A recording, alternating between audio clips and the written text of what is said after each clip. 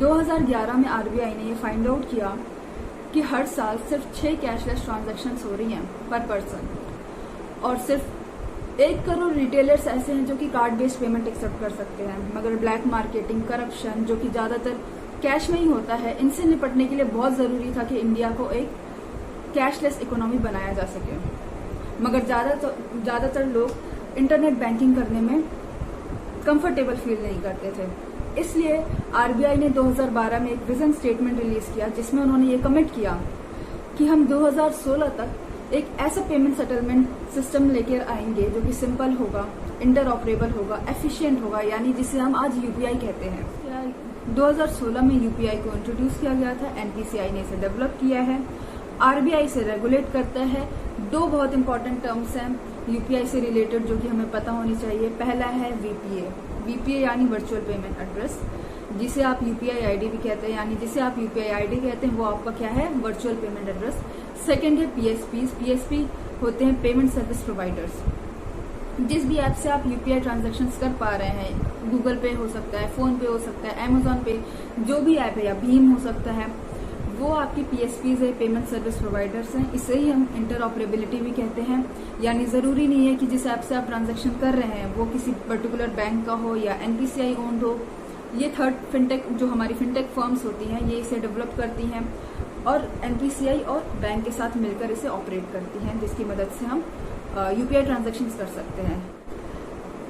अब इंडिया जो cashless economy की तरफ बढ़ रहा है, उसका फेस बन चुका है यूपीआई, यानी हम सभी ज्यादातर प्रिफर करते हैं कि यूपीआई से पेमेंट कर सके। इसके कुछ कारण हैं, जिसमें सबसे पहला है कि ईज ऑफ पेमेंट। बहुत सारे मेथड्स हैं जिनसे हम कैशलेस ट्रांजैक्शन कर सकते हैं, जैसे डेबिट कार्ड हो गया, क्रेडिट कार्ड हो गया, या इंटरनेट बैंकिंग या ई वॉलेट्स। ये सभी मेथड्स हैं, लेकिन इन सब के होने के बावजूद भी हम सबसे ज्यादा यूपीआई को प्रिफर करते हैं। वो इसलिए क्योंकि अगर आप ई वॉलेट को उठाते हैं तो ई वॉलेट में सबसे पहले आपको टॉपअप करवाना पड़ता है, फिर आप किसी को पेमेंट कर सकते हैं। मगर यूपीआई की बात करें तो यूपीआई डायरेक्ट आपका बैंक अकाउंट से लिंक होता है। अगर आप किसी को फंड ट्रांसफर कर रहे हैं तो डायरेक्टली आपके बैंक से जाएगा, और अगर आप फंड रिसीव कर रहे हैं तो वो आपके बैंक अकाउंट में डायरेक्टली पेमेंट रिसीव होगी। दूसरा, अगर इंटरनेट बैंकिंग की अगर हम बात करते हैं तो इंटरनेट बैंकिंग के लिए आपको यूजर आईडी याद रखना पड़ेगा, पासवर्ड याद रखना पड़ेगा, फिर उसके बाद ओटीपी आएगा, उसे वेरीफाई करना पड़ेगा। तो ये प्रोसेस थोड़ा लंबा हो जाता है यूपीआई की कंपैरिजन में। यूपीआई में क्या होता है कि आपने क्यूआर कोड स्कैन किया या फिर यूपीआई आईडी डाली यूजर की, उसके बाद आपका पेमेंट रिक्वेस्ट आपके यूपीआई ऐप में आ जाएगा, जिसे आपको यूपीआई पिन डाल के अनलॉक करना होता है और आपको पेमेंट अप्रूव करनी होती है और पेमेंट हो जाता है। तो ये बहुत ही ज्यादा इजी होता है, बहुत ही ज्यादा फास्ट प्रोसेस है। और हम वही क्रेडिट कार्ड या डेबिट कार्ड की बात करें तो ऑनलाइन ट्रांजैक्शंस करने के वक्त हमें बहुत सारी डिटेल्स फिल करनी पड़ती हैं, जो कि यूपीआई आईडी में ऐसा नहीं होता है। और इसकी वजह से हम क्रेडिट कार्ड या डेबिट कार्ड से ऊपर हम किसे प्रेफर करते हैं, हम यूपीआई से पेमेंट करना ज्यादा प्रेफर करते हैं। दूसरा कारण है हमारा इंटरऑपरेबिलिटी, जिसे मैंने शुरुआत में भी डिस्कस किया था कि जरूरी नहीं है कि हमें एनपीसीआई बेस्ड ऐप यूज करना पड़े या किसी पर्टिकुलर बैंक का ऐप यूज करना पड़े। थर्ड पार्टी एप्स जो होती हैं जैसे भीम पे, जरूरी नहीं है। दूसरा कारण है हमारा इंटरऑपरेबिलिटी, जिसे मैंने पहले भी डिस्कस किया था कि जरूरी नहीं है कि हमें एनपीसीआई बेस्ड ऐप यूज करना पड़े या किसी बैंक पर्टिकुलर बैंक का ऐप यूज करना पड़े। थर्ड पार्टी एप्स जैसे कि फोन पे, भीम। दूसरा कारण है हमारा इंटरऑपरेबिलिटी, जिसे मैंने पहले भी डिस्कस किया था कि जरूरी नहीं है कि हमें किसी पर्टिकुलर बैंक का ऐप यूज करना पड़े या एनपीसीआई बेस्ड ऐप यूज करना पड़े। थर्ड पार्टी के ऐप्स भी इस्तेमाल करके हम यूपीआई ट्रांजैक्शंस कर पाते हैं आपस में। जैसे किसी के पास फोन पे होता है, किसी के पास भीम होता है, किसी के पास अमेजॉन पे होता है।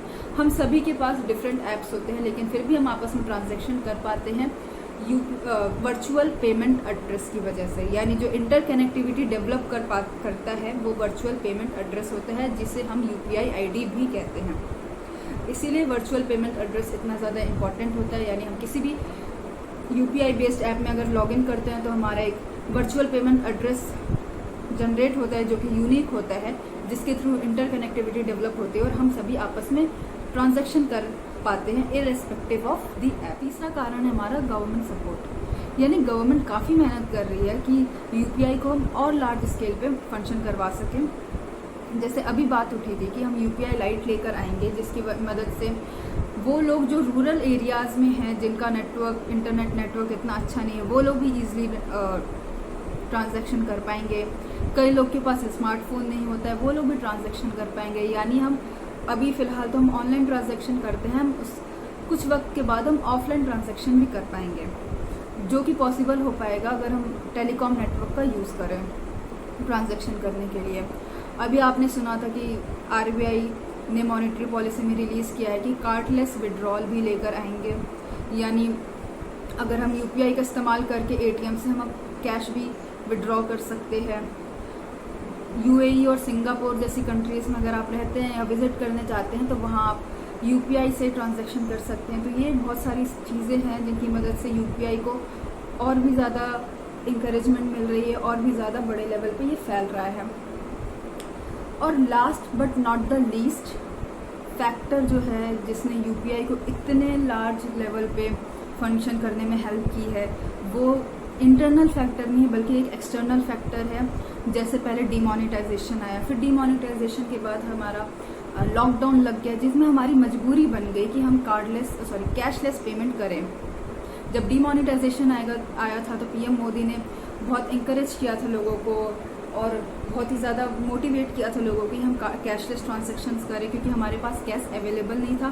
फिर जब लॉकडाउन लगा तब हमारी खुद की मजबूरी बन गई कि हम कैशलेस ट्रांजैक्शंस करें, क्योंकि कॉन्टैक्टलेस ट्रांजैक्शन कैश में पॉसिबल हो नहीं पाता। अगर हम कार्ड से स्वाइप करते तो वो भी कॉन्टैक्टलेस नहीं होता है। तो इस वजह से ज़रूरी था कि हम यूपीआई वगैरह का ज़्यादा से ज़्यादा इस्तेमाल करें। तो ये बहुत ही बड़ा कारण है डीमोनेटाइजेशन और उसके बाद जो लॉकडाउन लगा है कि हम इतने बड़े लेवल पे आज कैशलेस ट्रांजैक्शंस कर रहे हैं और यूपीआई हमारा कैशलेस ट्रांजैक्शन का फेस बन पाया है। तो thank you for watching this video और मुझे उम्मीद है आप सभी को ये वीडियो अच्छी लगी होगी। प्लीज़ अपने व्यूज़ शेयर करें कमेंट सेक्शन में और अपने दोस्तों के साथ ये वीडियो शेयर करें ताकि उन्हें भी पता चल पाए कि आज जो हम यूपीआई इतना यूज़ कर रहे हैं उसके पीछे क्या वजह है कि इतना ज़्यादा डेवलप हो पाया है यूपीआई। Thank you.